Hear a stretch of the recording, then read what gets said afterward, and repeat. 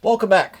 All right, so at the time that I made the previous video on this channel, talking about news of the day, that kind of thing, a very quiet news day became kind of noisy. Demidov has been released from the final 6 weeks of his contract in the KHL, freeing him up to come over and play for the Montreal Canadiens. Now, at the time I'm recording this, the entry-level contract has not yet been signed, but that is likely just a formality. The Montreal Canadiens have been doing their due diligence with Demidov since signing him. Earlier in the season, Kent Hughes actually went over to meet with Demidov, went over to watch him play. And all the way through, it seems like Montreal's kept a really good relationship with Demidov and track of what's going on with his progress in the KHL. And he had an up and down season in the KHL, but trending in the right direction. And now Demidov is coming over and potentially playing a prominent role for a Montreal Canadiens team that all of a sudden looks pretty darn good. Montreal's had a good run. So what I've got on the board here is the numbers for players since the Four Nations tournament. Because since then, Montreal has been kind of remarkable. Caulfield, 21 games, 10 goals, 7 assists, 17 points. He stays on the top line. Suzuki, 21 games, 12 goals, 20 assists, 32 points. He's been ridiculously good. So there's your top line center. And then Slavkovsky, 21 games, 9 goals, 9 assists, 18 points. That top line, there's no way you break that up. So does Demidov play on the left side, the right side, the middle? We'll see. I've seen him listed at all three different positions. So I'm just saying, it seems like he's going to end up on the wing. And honestly, I think the left side would be best for Demidov, in that it does bump down Josh Anderson, it bumps down Oliver Kapanen. These were the lines just from Montreal's last game. But having Demidov on that second line, alongside Newhook, who since Four Nations, 21 games, 4 goals, 3 assists, 7 points. But he's been better than his points, I think, Newhook. Laine, 19 games since Four Nations, 8 goals, 7 assists, 15 points.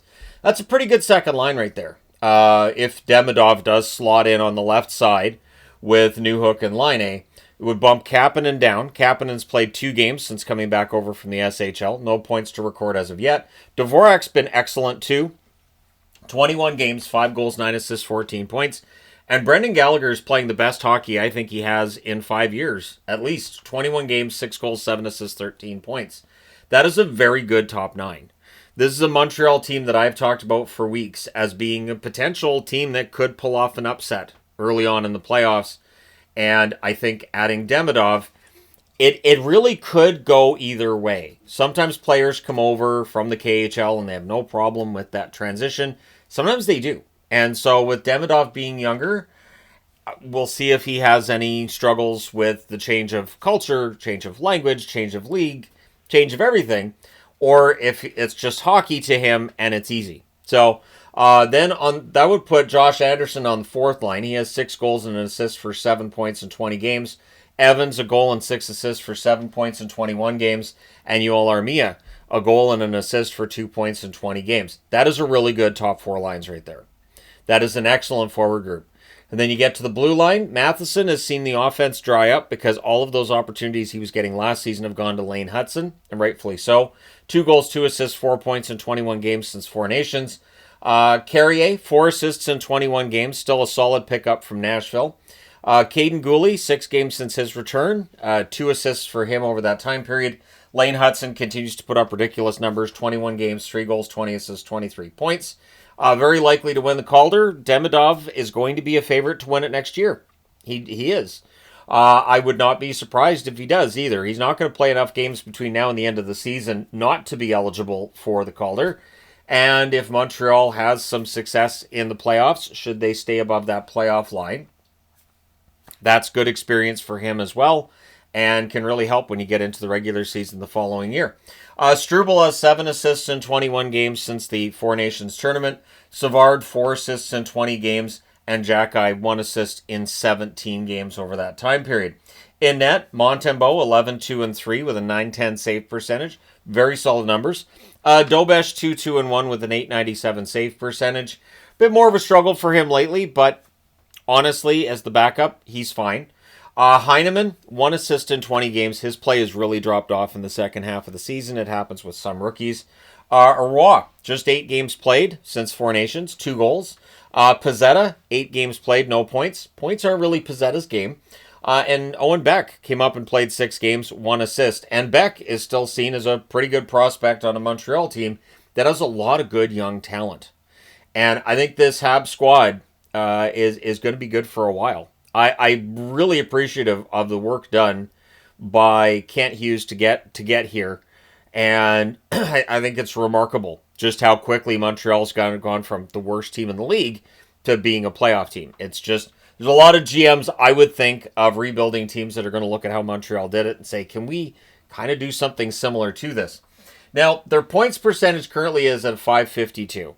That is the best points percentage since 2018-2019, where they had a 585 points percentage. So this team's playing really well.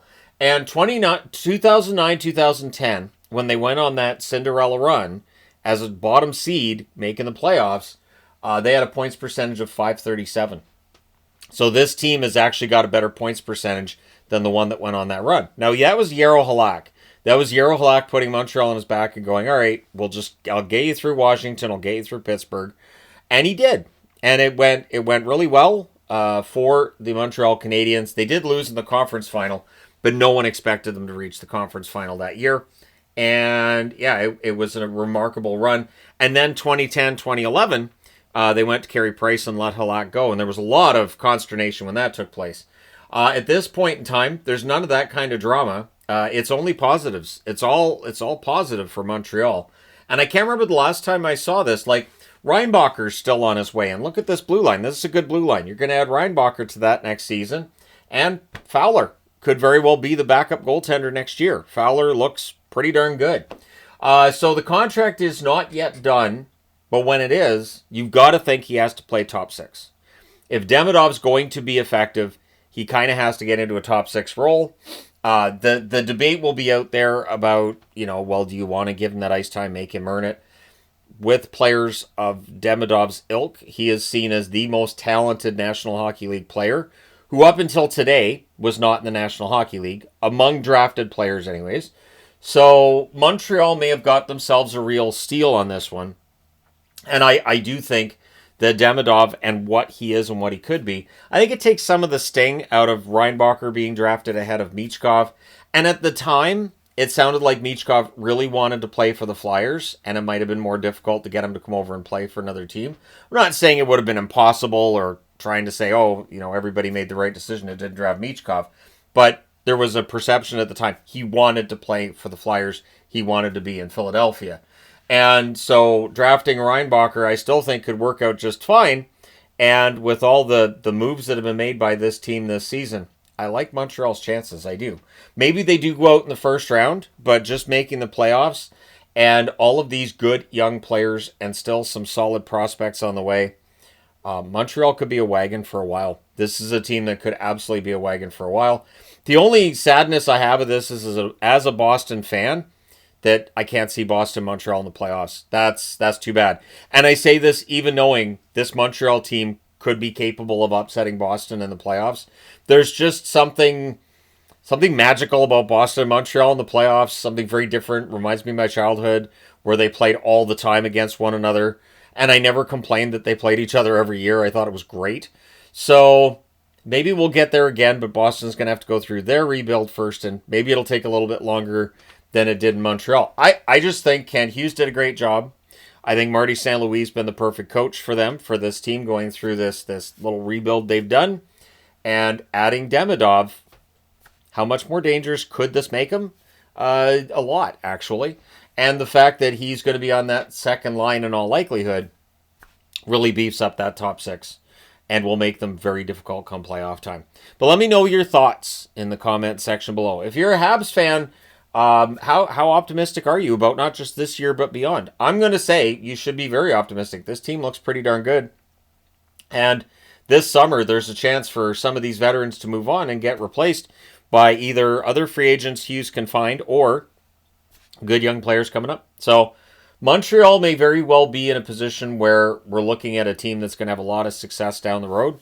And down the road means next season. Not like way down the road, way down towards the horizon. It's very, very close. So let me know your thoughts. Hit like and subscribe if you haven't done so already. Thank you guys so much for all your support as always. I will talk to you again soon.